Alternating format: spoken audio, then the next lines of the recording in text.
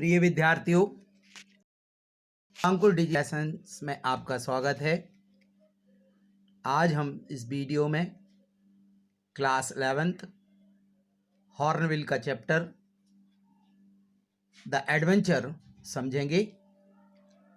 Writer हैं Jayant Vishnu Narlikar.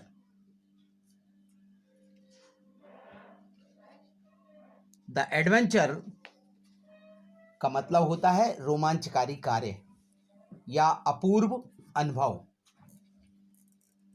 The adventure Jayant Narlikar द्वारा लिखित एक अनूठी कहानी है जिसमें लेखक ने इतिहास और भौतिकी के एक नए मिश्रण को बनाने की कोशिश की है। इस कहानी में वह प्रोफेसर गायतोंडे के अद्वितीय अनुभव के बारे में लिखते हैं। वह समय के साथ अतीत में यात्रा करते हैं और ऐसा अनुभव करते हैं जो कभी अस्तित्व में नहीं था। वह खुद को एक मुंबई की उपनगरीय स्टेशन पर पाते हैं। जैसे ही ट्रेन विक्टोरिया टर्मिनस पर रुकती है, उन्होंने देखा कि स्टेशन बेहद साफ सुथरा, साफ स्वच्छ है। काम करने वाले कर्मचारियों में एंग्लो इंडियन और कुछ ब्रिटिश अधिकारी शामिल थे। स्टेशन से बाहर आते ही उन्होंने ईस्ट इंडिया कंपनी के मुख्यालय को देखा। हार्वी रोड पर चलते हुए उन्होंने ब्रिटिश ब्रांड की इमारतों को देखा, जैसे कि बूट्स और Woolworth departmental stores, Lord's, Barclays और अन्य ब्रिटिश बैंकों के कार्यालय। सबसे चौंकाने वाली बात फोवर्स की इमारत में थी, जहां उनके काम करने वाले साथी थे। वह उनसे मिलना चाहते थे, वह उन्हें वहां परंतु नहीं मिले। फिर वह इतिहास की पहेली को सुलझाने के लिए लाइब्रेरी ऑफ एशियाटिक सोसाइटी गए। एक इतिहासकार के रूप में यह उनका कर्तव्य था कि पानीपत की लड़ाई से संबंधित सच्चाई और वास्तविकता को खोजें।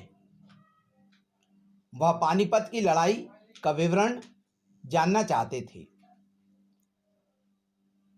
जैसा कि उन्होंने किताब पढ़ी, वह वास्तव में क्या हुआ था, इसके विपरीत विवरणों को खोजने के लिए चकित थे। पुस्तक में उन्होंने मराठों के मनोबल को पढ़ा।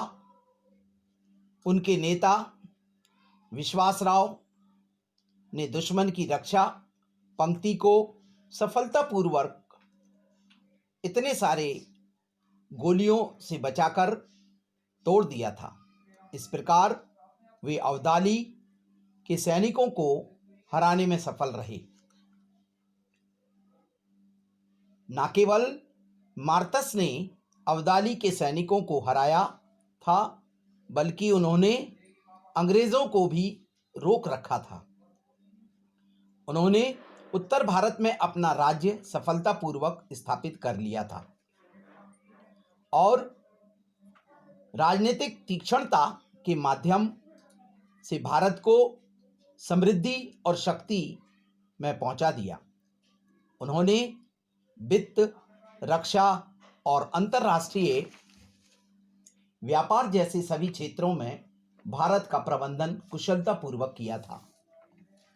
वह इस घटना पर आश्चर्यचकित थे। पुस्तकालय से निकलने के बाद वह एक गेस्ट हाउस गए और हल्का भोजन किया। प्रोफेसर गायतोंडे आज़ाद मैदान गए, जहां उनका एक व्याख्यान चल रहा था। मंच पर उन्होंने राष्ट्रपति की कुर्सी को खाली देखा। वहां उन्होंने अनचाही व्याख्यान के बारे में दर्शकों के साथ एक तर्क दिया, जो कि हिंसक निकला। दर्शकों ने मंच पर चढ़कर प्रोफेसर को मंच से बाहर फेंक दिया। इसका प्रोफेसर पर बड़ा प्रभाव पड़ा, क्योंकि इस अनुभव के बाद वह दुनिया के दूसरे अनुभव से बाहर आ गए। वह आज़ाद मैदान में बेहोश पाए गए। इस अनोखे अनुभव के रहस्य को सुलझाने के लिए प्रोफेसर गायतोंडे प्रोफेसर देशपांडे के पास गए थे। उन्होंने उन्हें वैज्ञानिक स्पष्टीकरण देने की कोशिश की। प्रोफेसर देशपांडे के अनुसार वास्तविकता ऐसी चीज़ है जिसे हम अपनी इंद्रियों के माध्यम से अनुभव करते हैं, जो एक प्रकार के उपकरण हैं। इन इंद्रियों या साधनाओं की सीमाएं हैं, जिसे हम वास्तविकता कहते हैं।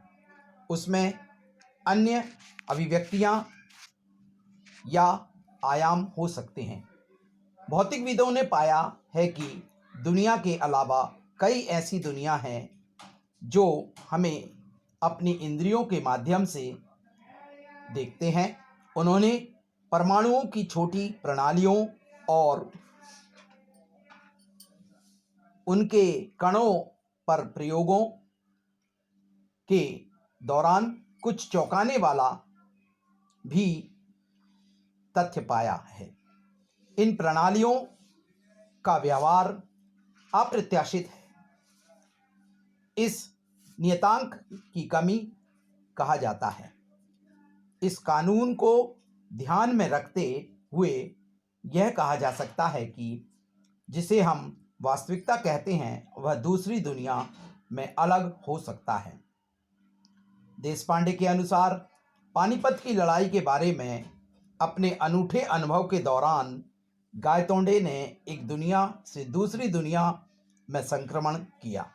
वास्तविकता यह है कि वह कोमा में बंबई का दौरा कर रहे थे।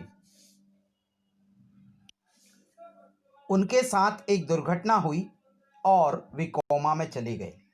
दुर्घटना के समय प्रोफेसर गायतोंडे पानीपत की लड़ाई और उस पर तबाही के सिद्धांत के संभावित परिणामों के बारे में सोच रहे थे।